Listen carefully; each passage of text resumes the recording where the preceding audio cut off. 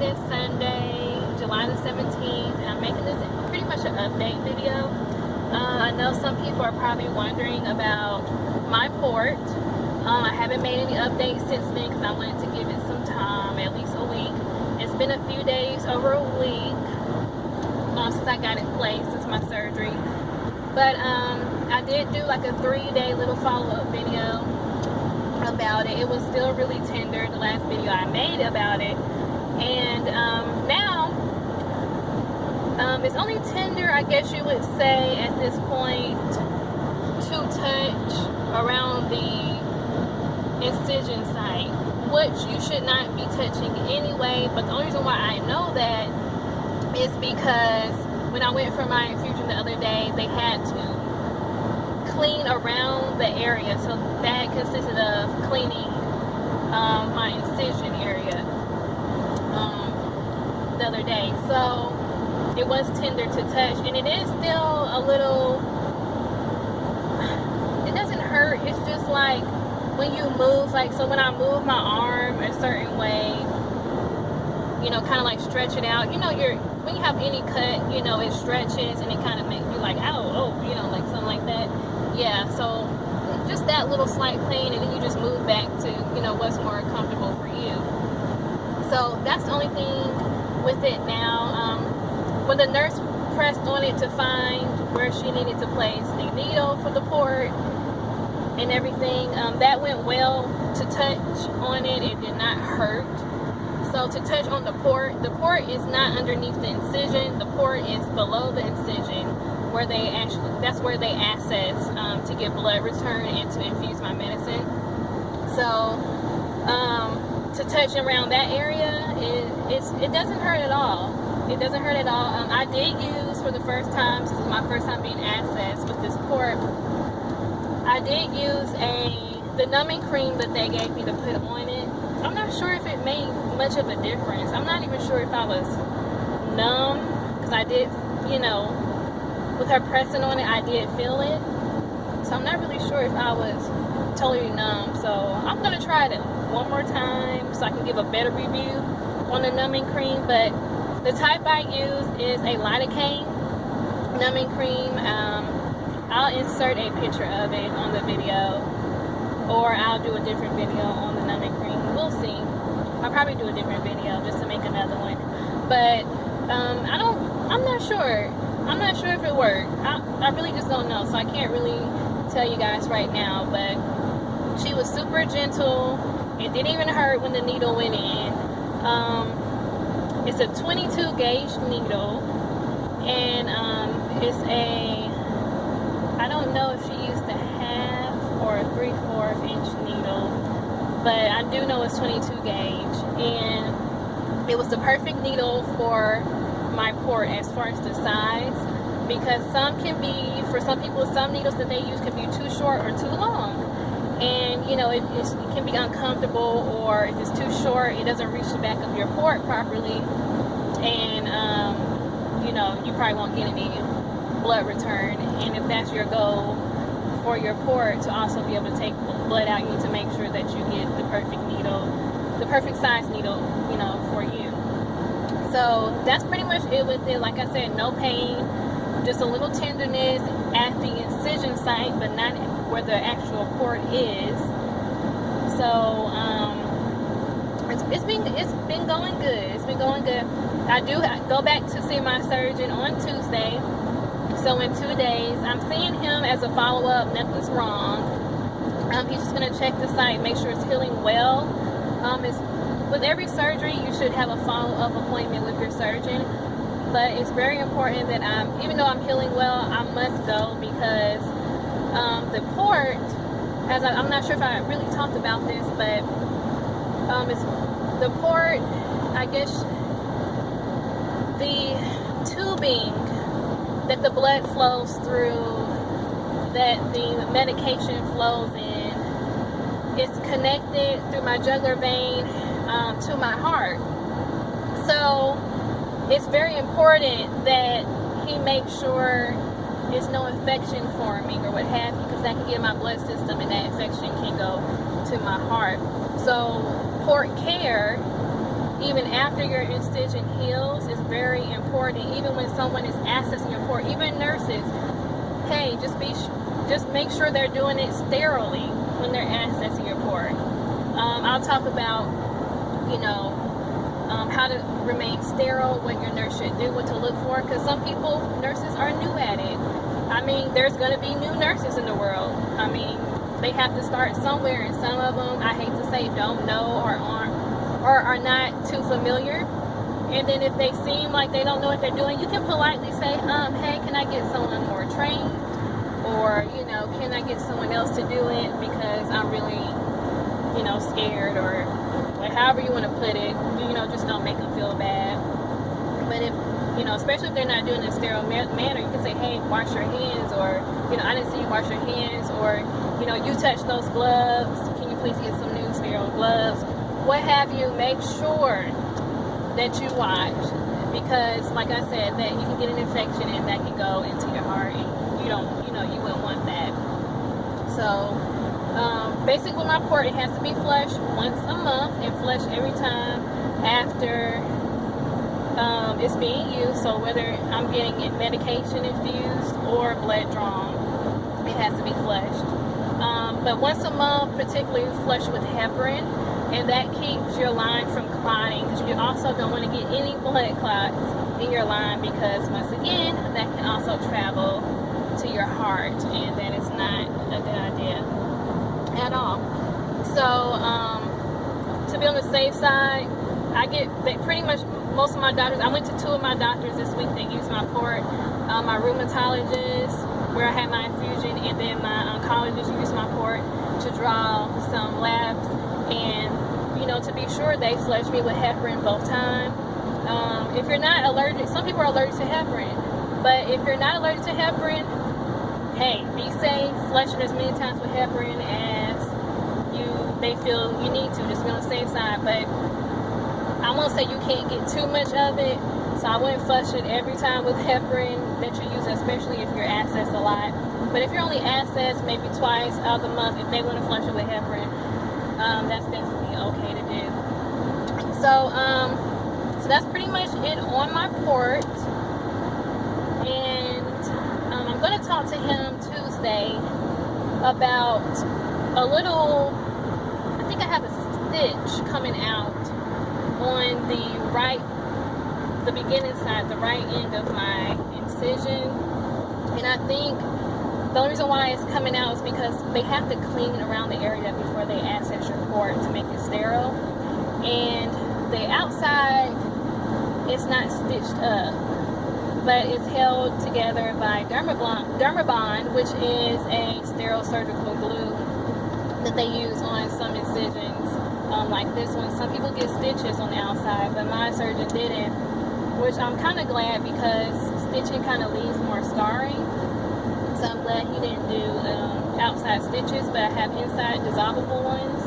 But I am concerned, so I've been really careful with my port, keeping it sterilized around the area, and also showering. I've been making sure that I haven't been getting the area wet, so I actually will cover it up with the plastic, like you can cover it up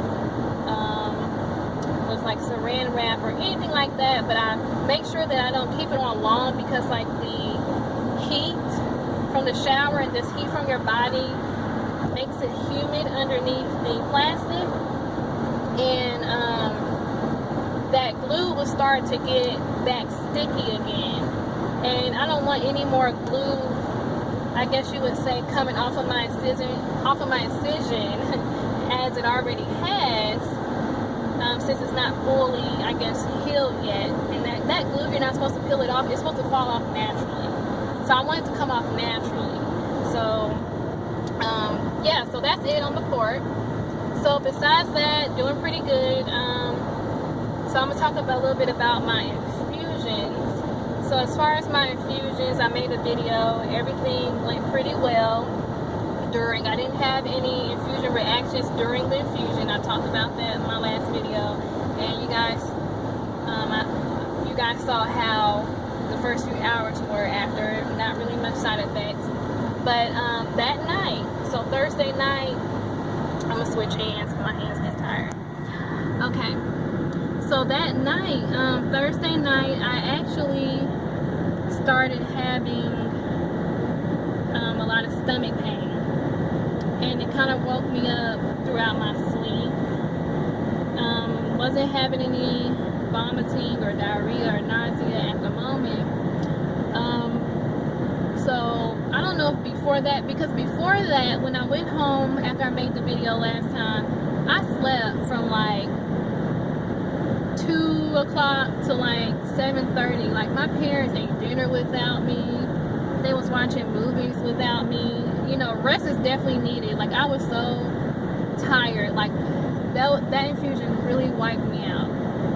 So I slept that whole time, woke up, ate dinner, I can't remember what I ate, and then went back, laid back down, started sleeping, and then stomach pains.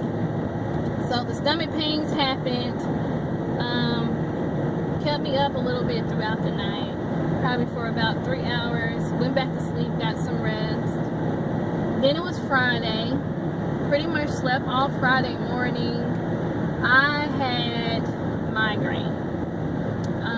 They say to drink so much water, stay hydrated, you know, get you some extra electrolytes.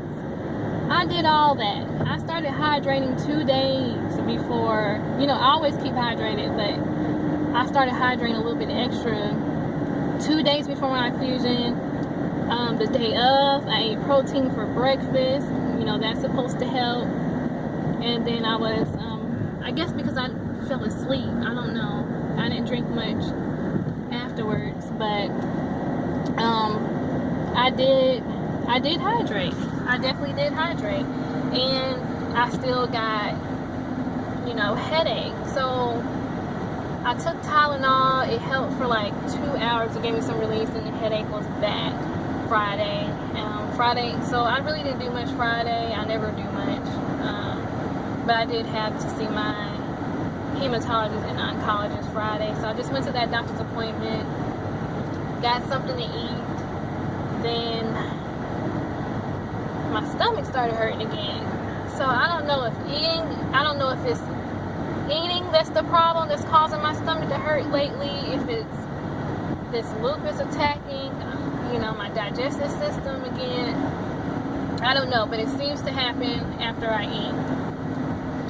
So I don't know, we'll see. But, you know, eating, I ate, and then we got on the road. Then the issues happened. So you guys know I have my infusion in Tennessee. I live in Tennessee, but then again I live in Alabama with my parents lately. So we got on the road from Tennessee to Alabama. It's only like an hour and 15 to 30 minutes, you know, back home to Alabama. We got on the road and we had to stop 3 times because my stomach. Like, if those were not public restrooms, I probably would have been on the floor, like balled up, full attack, cramping, you know.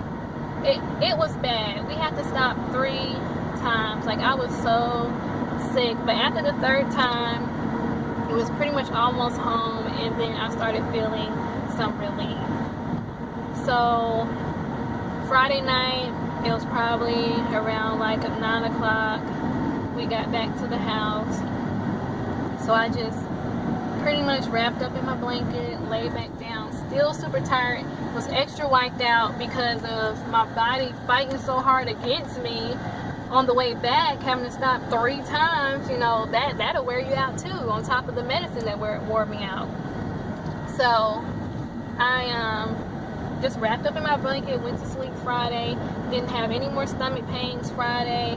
I did have fever, up to 100, not anything too bad. If it got past 100, I was supposed to, you know, of course, call my doctor and possibly go to the emergency room. So thank God I was close to 101, but I wasn't quite there yet, so I didn't worry about it.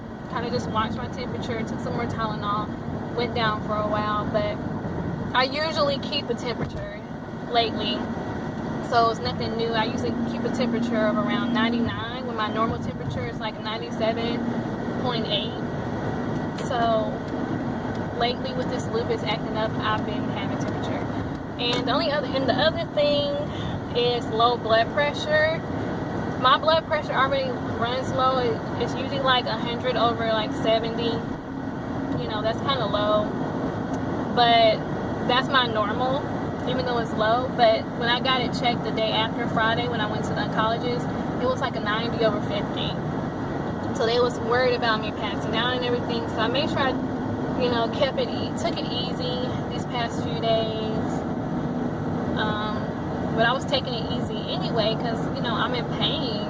Of course I'm going to take it easy, you know, and I'm tired from the infusion, so I'm not going to do much anyway. But I guess they meant like, you know, after you're laying down, make sure you know, stand up slowly, get yourself together before you start moving so you don't fall out, and just to make sure that it doesn't drop anymore than what it's already dropping. So I've been just, you know, keeping an eye on my body.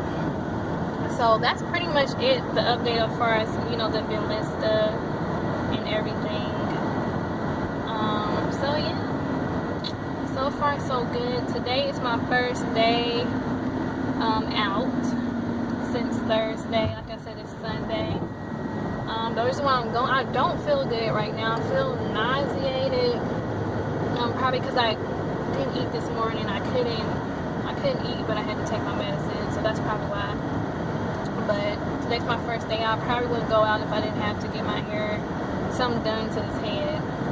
So that's pretty much it today. I'm not feeling, I have a slight headache, but it's probably because I didn't eat. It's not a migraine like what the infusions were giving me. So, ooh, that bump. But, yeah, I really don't have much else to say. So that's all. Thank you guys for following my journey. I'm so glad that it's been able to help people. Like, I've had people contact me, you know, people's family members who've just been diagnosed with lupus that are so thankful for my videos, for me being so transparent. So it's just, when things like that happen, it's just, you know, confirmation and knowing that, you know, this happened for a reason. And, you know, it's not a good thing, but I'm so glad that I'm able to use this, you know, to help others or what have you. So, you know, thank you guys. Thank you guys for sharing. Those of you that don't have lupus, my friends and family, my Facebook friends who've been sharing my videos, you guys have been reaching people. I don't know if it's through you or what have you, or people just searching, you know, to find out more about lupus, but you guys have been reaching people, whether you know it or not, that have been watching my videos and have reached out to me actually with their concerns about their health and about their family members. So with you guys following me and helping me, you guys are also helping someone else. So yeah, thank you, and they thank you as well. So continue to follow. I'll do another update on my Benlysta. I probably won't talk about it anymore until after I have my second infusion, which is in 2 weeks. I'm not really excited about it, but which is in 2 weeks. So I'll do my next video after that, and I'll do an update on my port after I get it seen about a little bit later. So you guys have a great day, great evening, afternoon.